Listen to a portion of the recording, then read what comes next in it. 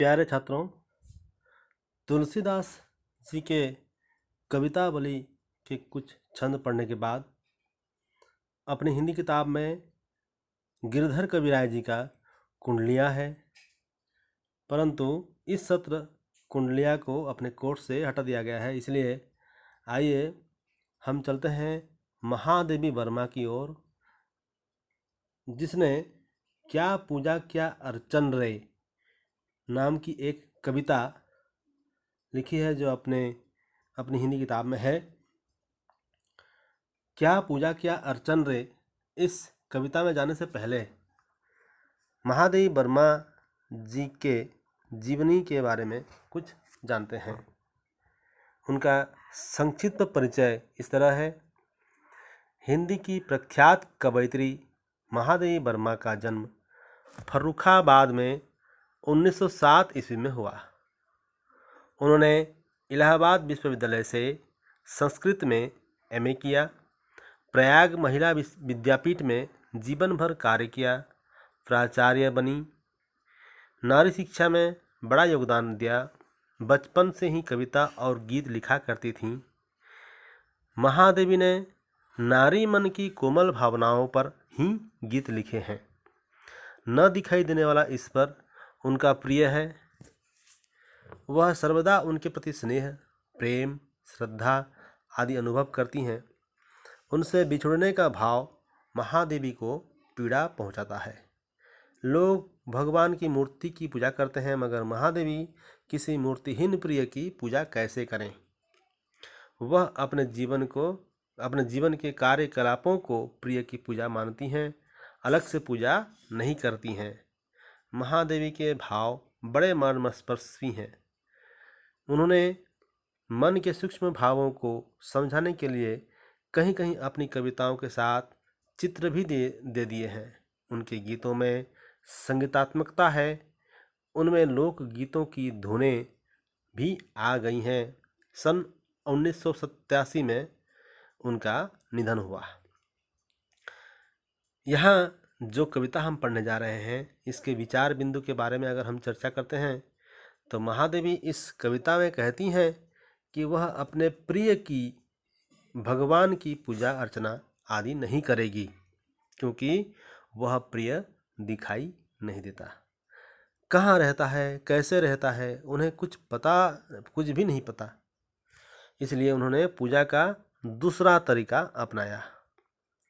विराट ईश्वर का मंदिर महादेवी का छोटा सा जीवन ही है। उसकी सांसें सर्वदा प्रिय का अभिनंदन करती हैं। प्रिय के चरणों को पखारने को उनके अश्रुकण हैं, अर्थात प्रिय से अलग होकर उनकी आँखों से जो आंसू गिरते हैं, वे मानो ईश्वर के चरण धो डालते हैं।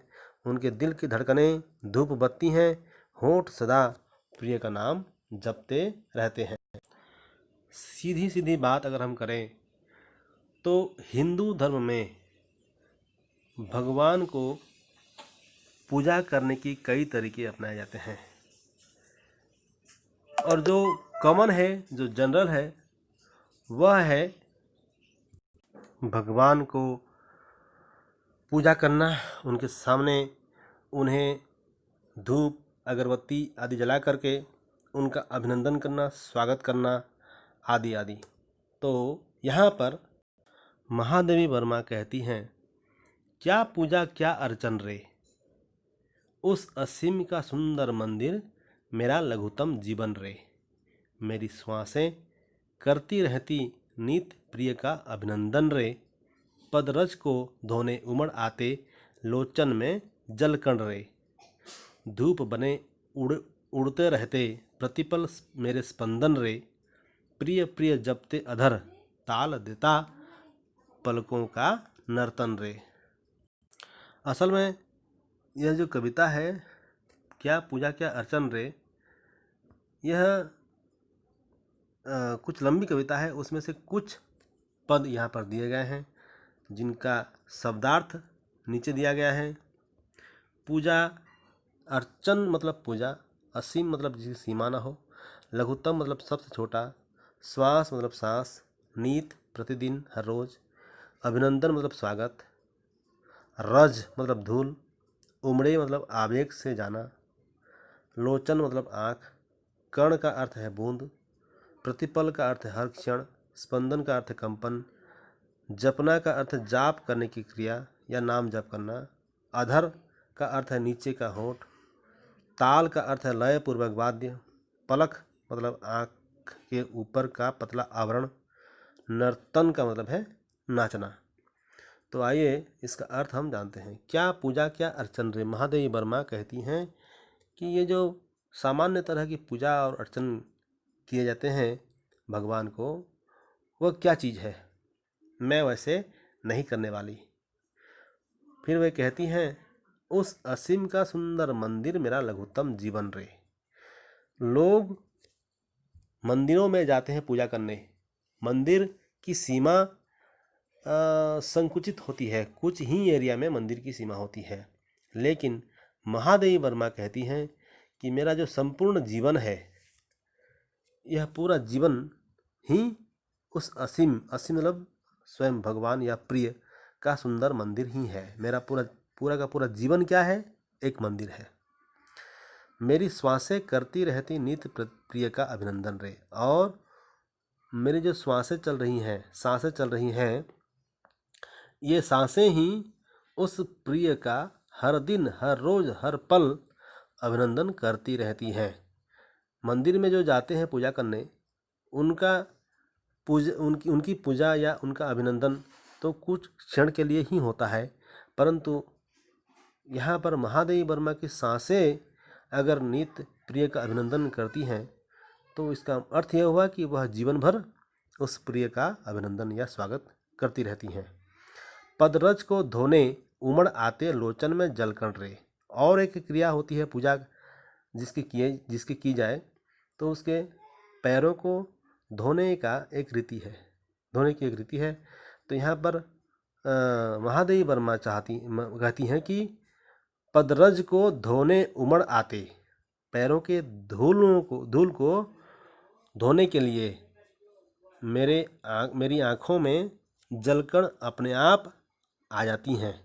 मतलब वो ये कहना चाहती हैं कि मेरे आँखों की जो आंसू है, इसी आंसुओं से ही मैं अपने प्रिय की, अपने भगवान की के जो पैर हैं उनको मैं धोऊंगी, पदरज को, पैरों की धूल को। आगे कहती हैं, धूप बने उड़ते रहते प्रतिपल मेरे स्पंदन रे। स्पंदन मतलब कंपन, जो धड़कन है वह हमेशा जीवन भर चलता रहता है। तो वह क्या है, धूप बने। धूप और अगरबत्ती जिस तरह से हमेशा जलाई जाती है, तो इसी तरह यहाँ पर महादेवी वर्मा कहती हैं कि मेरे जो स्पंदन है वही धूप अगरबत्ती जैसे हैं। वह मैं उन्हीं से अपने प्रिय का अभिनंदन करती हूँ, उनकी पूजा करती हूँ। धूप बने उड़ते रहते प्रतिपल मतलब हर समय मेरे स्पंदन रे। और अंत में कहते हैं, प्रिय प्रिय जपते अधर, ताल देता पलकों का नर्तन रे। मेरे जो अधर हैं, ये अधर हमेशा प्रिय प्रिय जपते ही रहते हैं, और इसी तरह मैं अपने प्रिय का अभिनंदन करती हूँ। और इन अधरों के जपने के साथ जो मेरे पलकें हैं, पलकें मतलब आप समझ रहे होंगे आँखों का ऊपर का आवरण, ये हमेशा ताल देते हुए मतलब लय के साथ, जो जिस तरह से अधर प्रिय प्रिय जपते हैं उन्हीं के साथ लय के साथ ये क्या करते हैं, नाचती हैं, पलकें नाचती रहती हैं। मतलब यह हुआ कि एक पूजा की सारी सामग्री वे अपने जीवन के विभिन्न क्रियाओं में उसको संलग्नित करते हैं और कहती हैं कि मेरा सुंदर जो जीवन, लघुत्तम जीवन है, यह पूरा मंदिर है।